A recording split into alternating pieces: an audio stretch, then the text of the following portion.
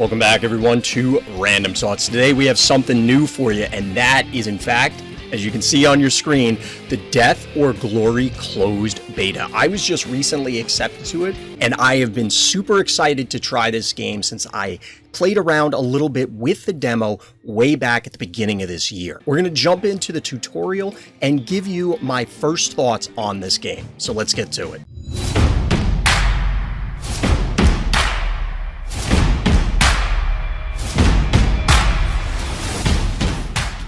So here we are. A lot of this is going to be unfiltered. I, as mentioned, have not played this game, the demo specifically, since the beginning of the year. So while I do remember some things, I don't recall a whole lot. First impression was the music is awesome. Music is super awesome. I'm already excited. It feels fitting, and I'm looking forward to seeing how the tracks change, whether it's tied to characters, it's tied to certain things happening.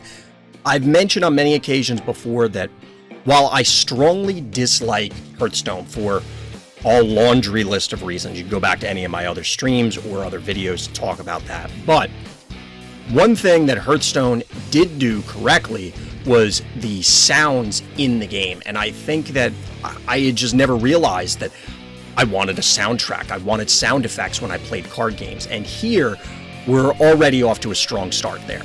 So let's get to it. Hello, champion. Welcome to Death or Glory. In this world, victory and triumph stands above the rest. Your achievements in combat is what defines your worth and place within the grand arena. If this is your first time experiencing Death or Glory, we would highly recommend you play through the tutorial missions and learn the mechanics of combat before advancing to the arena. As mentioned, I did this before, but we're going to go through it again because I don't really remember. Would I like to play the tutorial? I would love to. So UI-wise, this looks pretty clean. I don't know at this time if Death or Glory, and maybe I'll edit this in afterwards if I learn it, what the official release date is supposed to be or whether it's intended for mobile. I'm playing this on the Steam client, so just throwing that out there. Probably should have had that at the beginning, but if anybody made it this far, you're probably making it at least this far, right? All right, so we're going to jump into Chapter 1, Attack and Defense. Let's get in there. How do we attack and how do we defend? The Grand Arena, a place where one's worthiness is only measured by his strength in combat. Victory is the only concern for those who fight, while nobody remembers the defeated. Countries at war have settled disputes through trial by combat, and crimes are forgiven when the accused garner the approval of the crowd.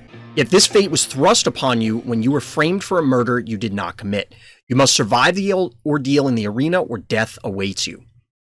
Looks like there's a typo here. Reluctantly, you sold all your possessions to buy weeks of training. You understand that it is a long shot and only hope to retain a shred of dignity. But today, God smiles on you. So here we go. Into the tutorial. Chapter 1. So I guess this is us. I don't know who this guy is, and I don't know if we're doing this is the training that we bought. A little wastebasket here. This UI is mostly what I remember. I kind of remember this area down here being a little different. So I'm obscuring some of this, which I will briefly pull me away so that people can see what's going on here.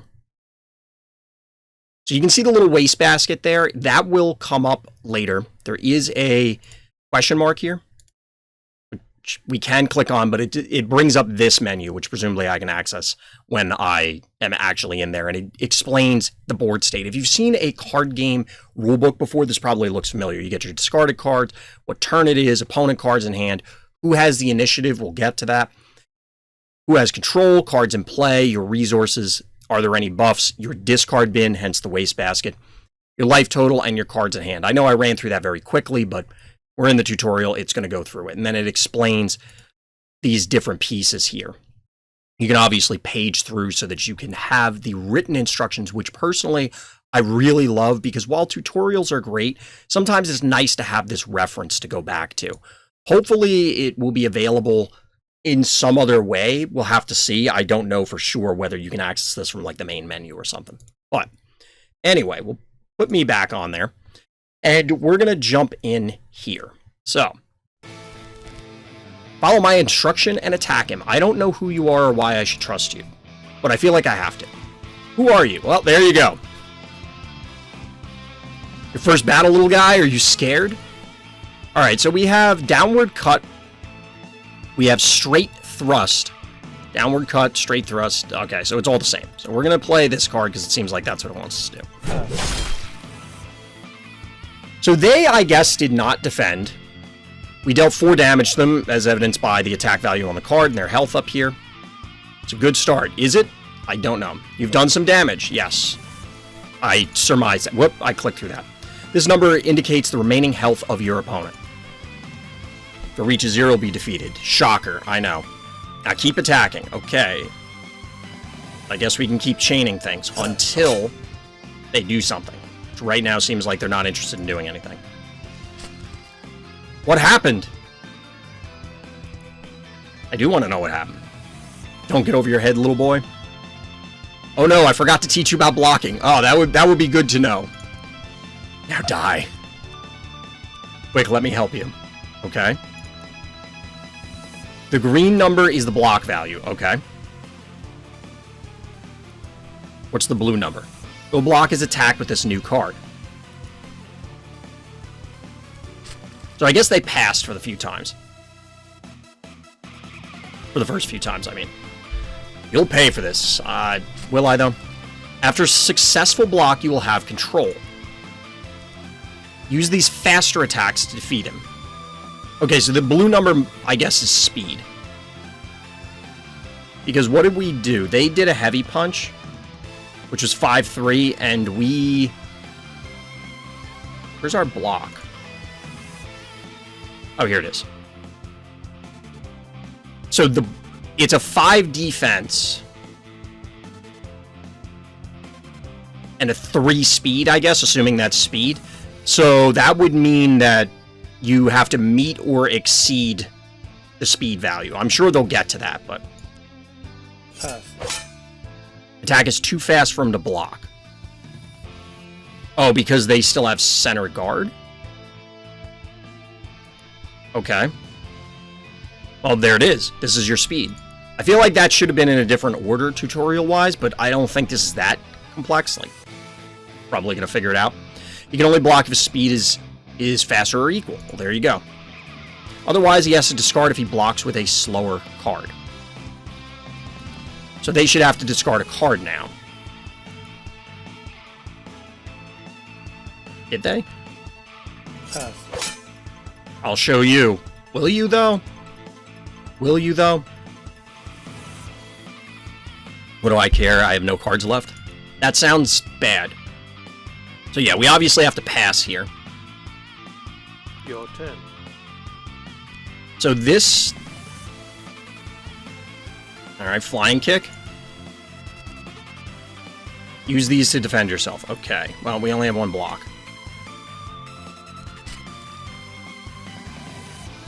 Why do I have to discard now? Sometimes you have to block with a slower card. That causes you to discard. Okay, so we have to discard a different card. It's not discarding the actual card that was played, because the center guard seems to be staying out there. However, when your block is faster, you will draw a card instead. Now use this attack to finish him. Shattering shot. Wow, that's a lot of damage. We're doing 4, 5, 3, and then all of a sudden 12. And there's also a crosshair on here, so I have to imagine that's ranged. Don't underestimate the little guy. Alright. Tutorial 1 seems to be down. Play attack cards to damage your opponent and defend against attack with reaction cards. You draw a card when your block is faster. You discard a card when your block is slower. Control is switched to your opponent when an attack fails and no damage has been done. So if you block it completely. Alright, tutorial 1 down. Chapter 2, Card Effects. It was a stroke of luck that you survived the last battle. It would have been certain death had you not received help from the mysterious fairy. Not only was his ability fantastical, but nobody seemed to have noticed his presence. You have not interacted with their kinds before now, so you cannot tell if what happened was par for the course for them. Yet you are very much in his debt. This is just the beginning, though. Coming battles will be tougher. You hope he can stay by your side. Alright, well, let's find out. I'm no knucklehead like Brutus, okay? Come see what I have cooked up for you. I'm a little concerned here. Alright, so presumably, these are all defenses. We have raised shield ×4 and then a single downward cut. So we lead off with this.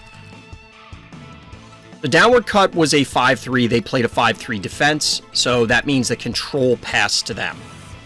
So now they played Vile Concoction. Apply Poison 1 to your opponent. They take 1 damage at the end of every turn. Something tells me we don't want to allow that to happen. So we'll match it on speed. My block didn't work. Why? Good question. Because her damage is stronger than your block. Yes. I don't know if what the crosshair means yet. The attack is successful. Damage unblocked will lower your health, as well as triggering the text box effects, which makes sense, that if you actually, the text box wouldn't apply if we blocked everything. Although I played other games where that would be the case, like you still get the effect. In this case, it looks like it's contingent on doing the damage. Let's play some more. Okay, so we're going to take a ton of damage from this. Her poison will damage you at the end of every turn, yes. So what do? Probably die. You cannot allow yourself to be poisoned again. Oh, so the poison will stack, I guess. That's concerning. Quick stopper with this. Alright, so we have Arcane Protection now. Cure, removes poison from you, but it's also a 6-3 block, so it'll stop this and get rid of the poison. Magical. If your block is successful at preventing all the damage, text box effect also triggers. Oh, so we don't get this if we only block, which, again, makes sense. It's whoever wins the combat, I guess. You removed my beautiful concoction. Yeah, I'm going to go out on a limb and say I don't like that. I don't want it.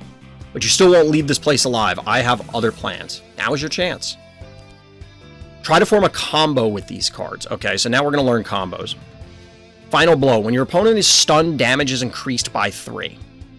They're only at 10 health, so obviously. So Sudden Strike is apply stun to your opponent. It's funny that the person in the art is us whacking the person we're fighting. I didn't notice if that was happening on this. Is that Brutus? I think it is. Alright, so we Sudden Strike first. Apply stun to your opponent. Opponent cannot play any card while stunned. This effect is removed at the end of the turn or when they take damage. So we do this first. If they don't react, it stuns them. And then this is going to get raised to 9.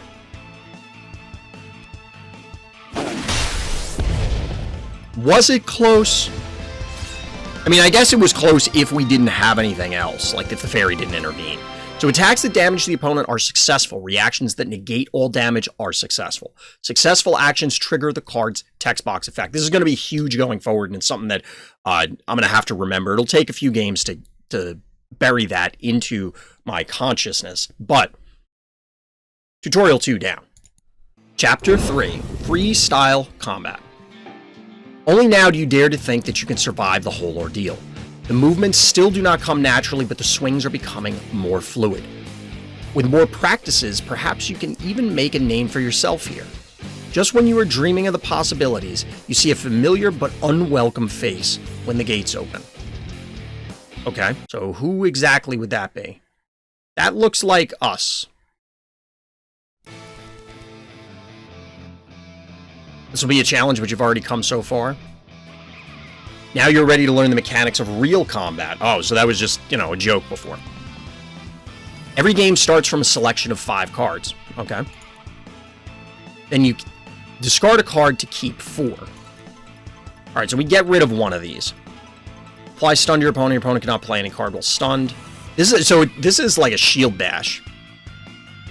So we definitely don't want to get rid of that. Shield break. This attack is piercing, cannot be blocked. That seems real good. We're going to get rid of strike first. I'm just going to keep the higher damage. Honestly, normally I would keep this, but just for funsies, we're going to get rid of this. After that, your opponent does the same. Okay. The turn is randomized to see who has the first move. So that's what the little fire is that's going back and forth. We apparently go first. Player in control. So that's the definition of control. Whoever has the initiative starts with the turn with control. Well, good luck and go get them. Oh, so we're on our own now? We're going to save shield break for later. We'll start with downward cut. So they're able to block it. So we reactor pass. They deal 3. We could block, but it's slower and we'll have to discard. We could do this and steal back the turn. Your turn. We're going to choose to pass. This is a 5-3, so this will... so that beats it on... We're just going to raise shield. We beat this on speed with Never Give Up, but the problem is it will still take damage, so we won't get the effect. So we'll do raise shield. So I guess we just shield break here. And then we pass. Your turn.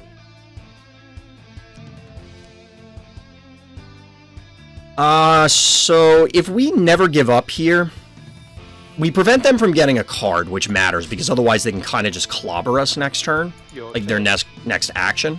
Pass. Please pick up a card, one more card to be picked up. So we get a card back from what we played. That's where the discard versus in play matters. That's actually really cool. That's actually really cool. I think we go with Never Give Up. Do we? We'll go with Never Give Up. It might be better to have gone Shield Break. So we draw 2 and then have to discard 1. We'll get rid of one of the Never Give Ups. So they are up cards on us because they got back the thing that draws a card, Perfect Lunge.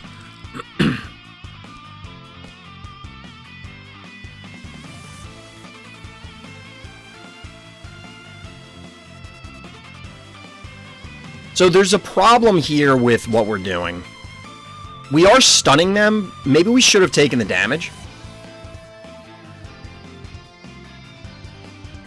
This is going to remove... Well, no, it's going to reapply the stun, right? Okay, so yeah, we do the damage and then it restuns, which would make sense. Otherwise, the card would break its own stun. Pass.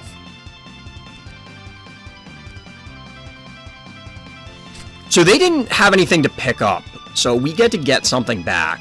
I don't know how many copies of these things we have, but we're going to go with Sudden Strike because we do have a life advantage. I want to try and close the game out. We definitely need these two, I think, so we're going to lose Fateful Decision. Again, we have a life advantage. I don't like doing that because I feel like the heal is going to matter. I want more cards. So we probably should have hit with Sudden Strike first. Because then we could have, like, stunned them and then drawn the card. As compared to this. Pass.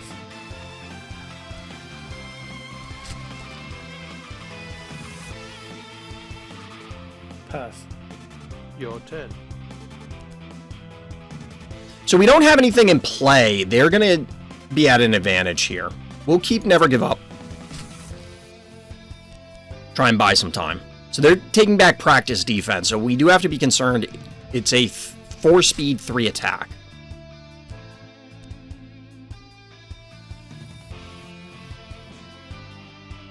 Alright, so we'll get a card off of this because we're faster.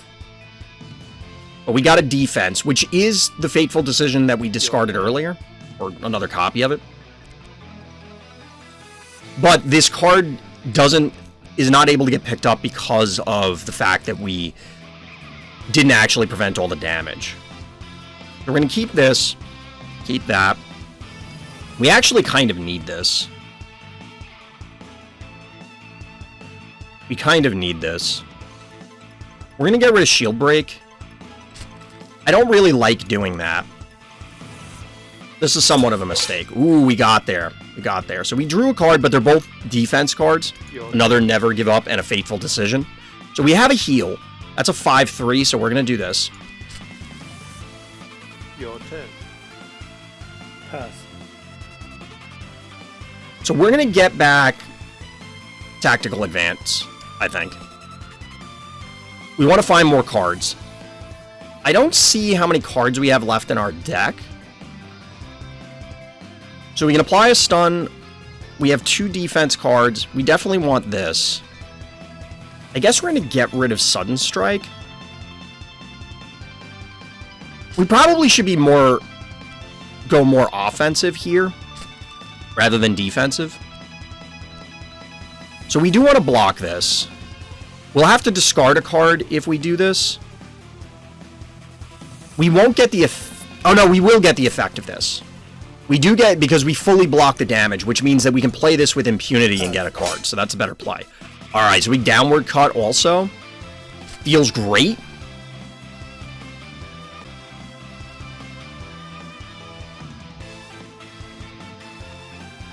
Oh, because you can't discard, so I guess you can't do that. You can't cheat the system there. Pass. So we're actually in bad shape here, I think. So we're getting back perfect lunge. Or speed. We'll take back our draw. This can't be blocked, but we don't quite have enough damage here.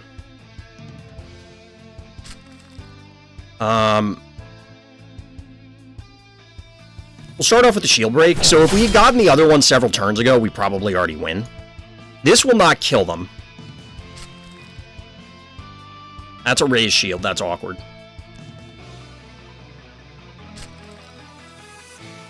But they had to discard. They did have to discard, and we'll react to this because we don't want to take any more damage. So we're both out a whole bunch of cards. And they are stunned for all that matters. Pass. Well, we're going to get back shield break. Can't be blocked, so we're clearly doing that. We have control, so we're going to take first action.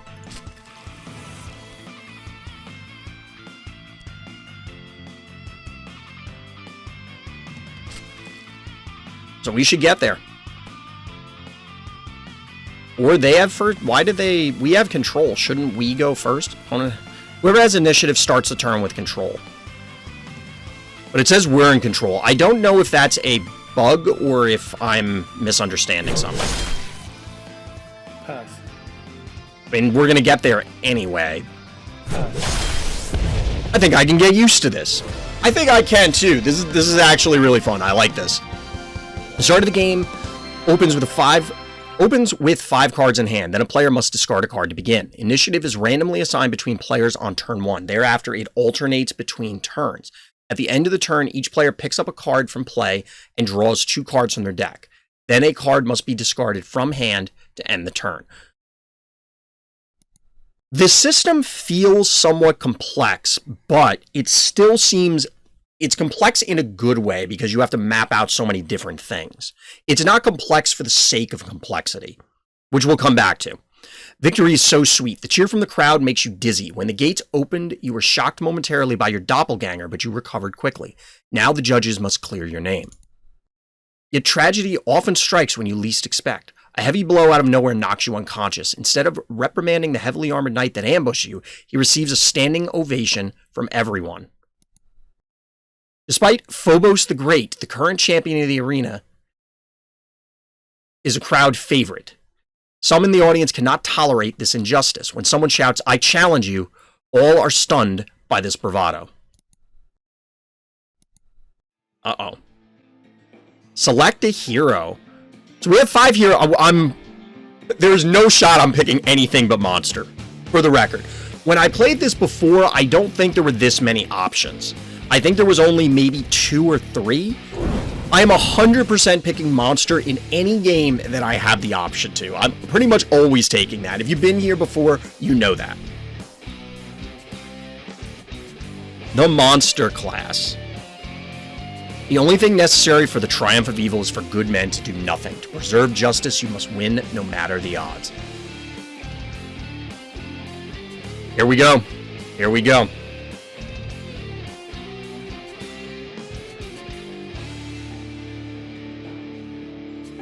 I'm very anxious to learn what monster class means and why I'm a giant chicken.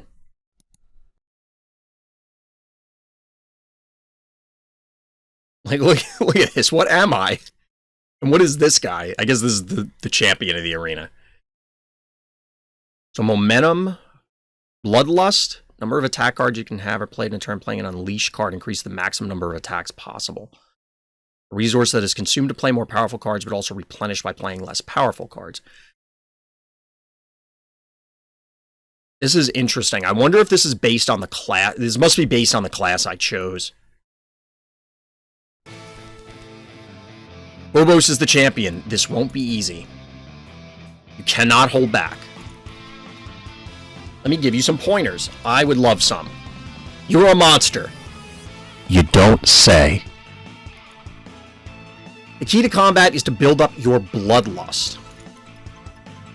The number is your bloodlust requirement to play the card. Okay, so this has a 2. The other ones, I guess, are basic attacks. Notice how much more powerful the right card is. Swooping Strike, it's a 3-4. This is a 6-2. I don't know what the plus speed. If you have no cards in play, speed is increased by 1. Okay, so it's variable. Apply Bleeding 3 to your opponent. If you have no cards in play, speed is increased by 2. Wow. So yeah, lead off with this, but we need 2 Bloodlust. It also has a higher Bloodlust requirement. When you damage your opponent, your Bloodlust level increases. Okay. By the amount of damage or just each time I damage them? But it cannot do so by more than once a turn. Unless triggered by a special card effect, okay? I'll give you more hints when the time comes. Alright, so we got to discard down to 4. We want to hold on to the Bloodlust thing, clearly that's the point. The Cockcrow... Well, what is this? This is Berserk. I love it. The Cockcrow Dance. Damage of all your attacks are increased by 1 until end of turn. So this would not combo with this, because this causes a card to be in play, presumably. Talon Grab. If your Bloodlust is 2 or greater, your block value is increased by 1 and you draw a card. This seems like another typo. I wonder, does the Bloodlust get expended? Oh, while failing to damage. So I have to damage them every turn. Swooping Strike and Tooth and Claw. You are Riled 2. Riled is damage increased by X if your opponent reacts to the attack. So this is the effect of the card. I wonder how long Riled lasts.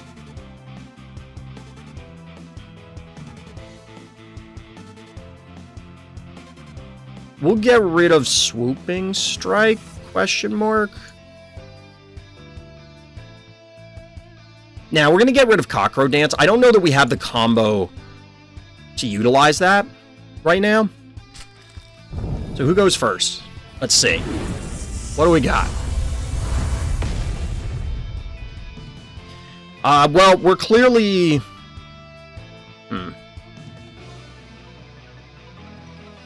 Oh no, this is if they react to this attack. It's not applying for later. We're going to lead with this. Forgot to tell you one more thing. Well, it would have been nice if you didn't forget. A monster can only attack... What?! Okay, thanks for letting me know. So does the other thing count as an attack, the buff that we had? Unless he is playing... unless he is unleashed by playing an unleashed card. Okay, so it literally has the tag unleashed here in the center. In that case, you can attack up to 10 times. Wait. Okay, that would have been good to know 20 seconds ago. That is the power of a monster. Okay, there are so many layers to this game. Pick the right moment to unleash. Your turn. There are so many layers to this game. Alright, so we're going to get back Swooping Strike. So, yes, I should have kept the other card, obviously. We got another Swooping Strike. So we'll ditch a Swooping Strike. Double Slash. Attack with oh no, they're discarding it. Attack with multi-hit 2. If damage is dealt, X times that damage is dealt instead. Oh, baby. Bullying. It's an elbow to the throat. Ouchtown population us. If your health is 20 or less, apply stun to the opponent. Okay, well, we're not.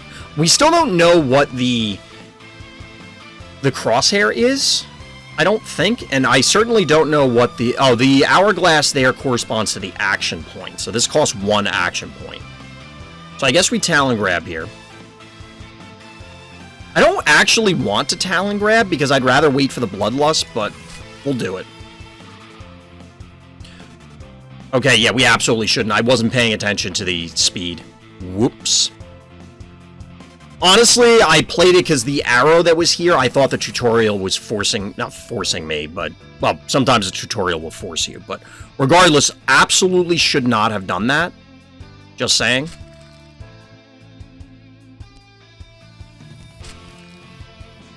So that's really bad. So we're going to lose our Bloodlust. We have to pass here. Take 10? Oh yeah, because of the multi-hit. Your turn. Remember, if you fail to damage your opponent that turn, your Bloodlust will decrease at the end of turn. So I get the sense we may have just lost.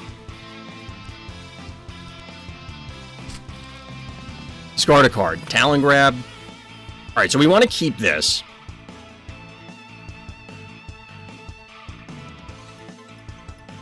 I don't know if this is a threshold or not. Like, do we expend the Bloodlust?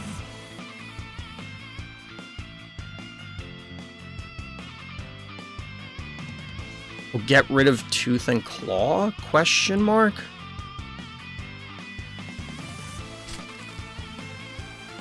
So we'll Tooth and Claw. So they reacted.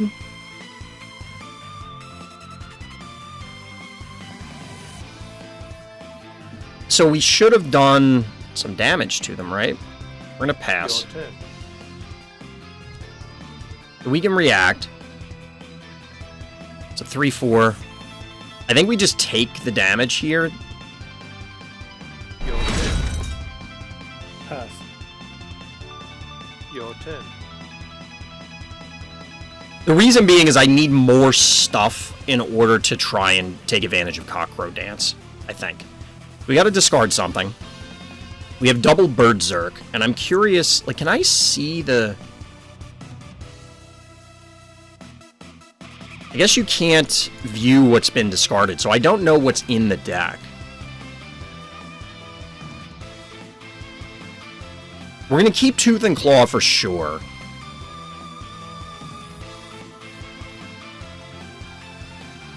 We're gonna get rid of one Talon Grab.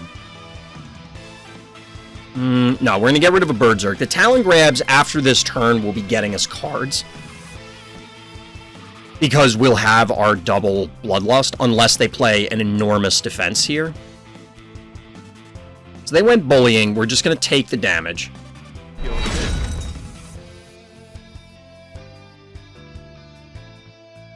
This is taking a big risk here.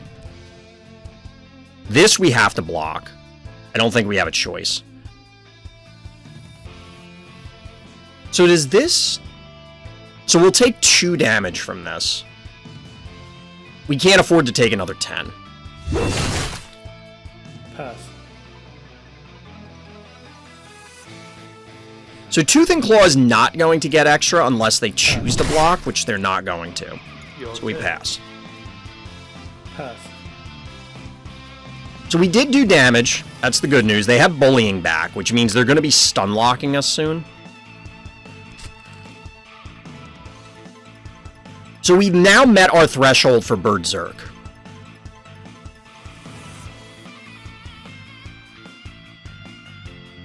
But I think we start with Cockcrow Dance and then just try and play Tooth and Claw or Swooping Strike. No, we can't. Swooping Strike is not going to work here. We'll get rid of the other dance.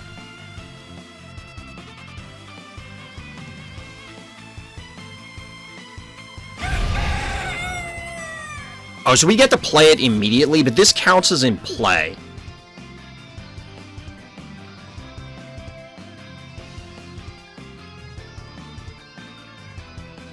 So this also needs it? Let's go Berserk. So we do get the bleed because we dealt the damage. Where does the... Oh, here's the bleed. Bleeding damage is applied at the end of the turn, and then there's a 50% chance bleeding is removed. So they take 3 a turn if that happens. So we'll Tooth and Claw. They did react, so we get to push some more damage. And now we'll Swooping Strike. So we've expended, like, all of our resources. And we put them in range to stun us now. Alright, so they passed. I think we want Berserk back.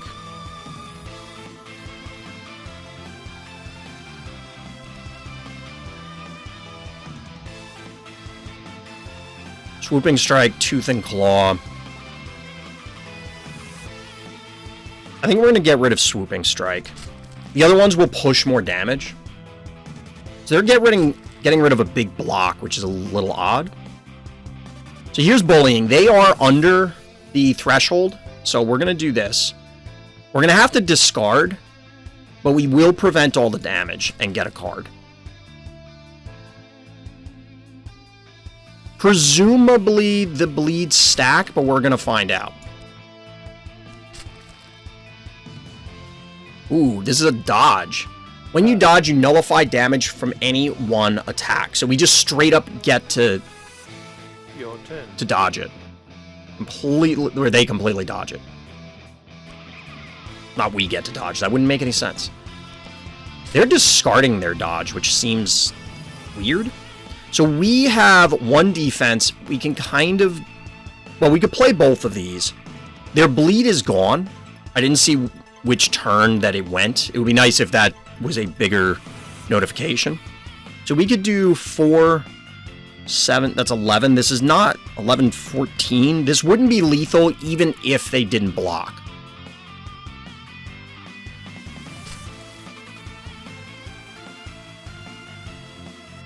Reapply bleed. This will also have a speed 4. And then pass. So the whole thing is I want to keep the Bloodlust up. Attack with multi-hit. This will actually negate the whole damage because it's going to get the extra point because our Bloodlust is 2 or greater, and we get a card out of it. That is amazing. Feels good, man.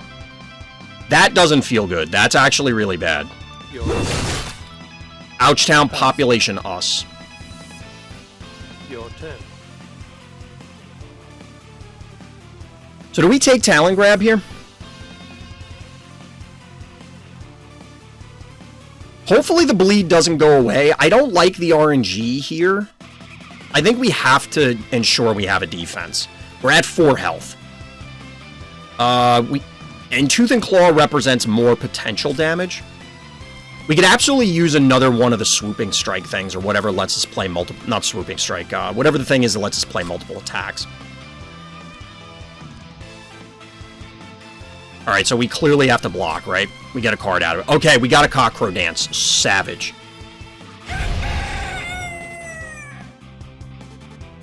So we'll lead with Riled Up.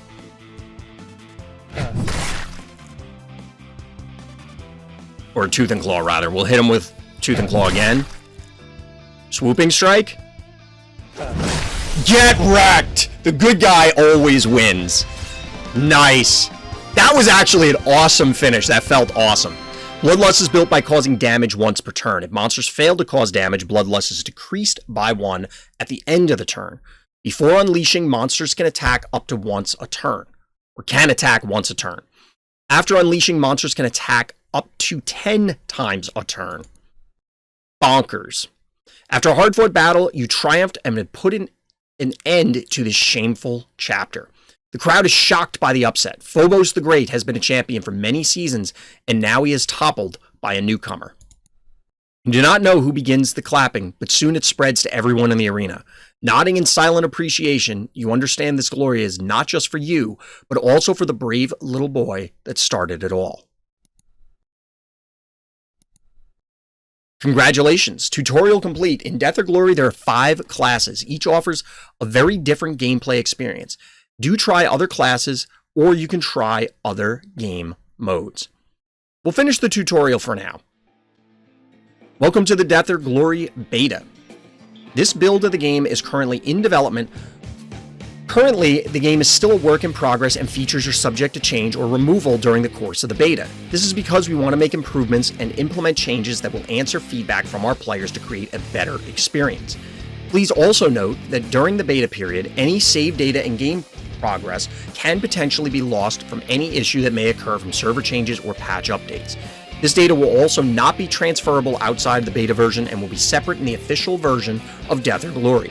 If you're experiencing any troubles and technical difficulties in-game, please report them through our feedback system in the main menu. You can also reach out to us through our Discord server. Give us your feedback and opinions about the game. We would love to talk to you all. Have fun, champions, and we wish you luck. Dominate the arena. So, let's talk a little bit about my initial impressions based solely on the tutorial. So here we go. First things first, let's take a look at the menu and then we'll talk about actual thoughts. So we have missions, we have arena where you fight against a series of enemies and challenge the last boss, and there's clearly a champion unlock available. Missions are try and challenge the fight in special rule sets. So presumably, these are your puzzle sort of things. We'll have to take a look. Practice is a place for you to experiment. I really want to know who this guy is that apparently is teamed up with Remy down here. Shout out to my Ratatouille fans. And clobbering cats with pieces of bread. I'm not really sure about this attack angle because it's kind of like coming down and the way the cat's going back, but the art is hilarious. Tutorial we just went through.